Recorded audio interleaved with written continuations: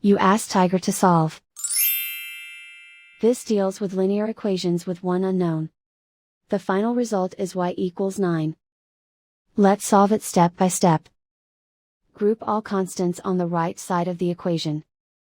Add 720 to both sides. Simplify the arithmetic.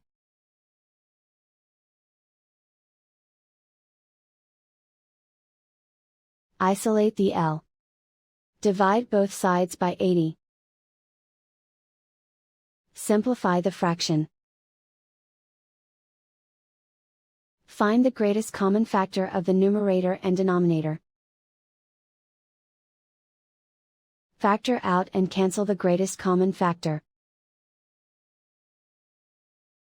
And so the final result is y equals 9.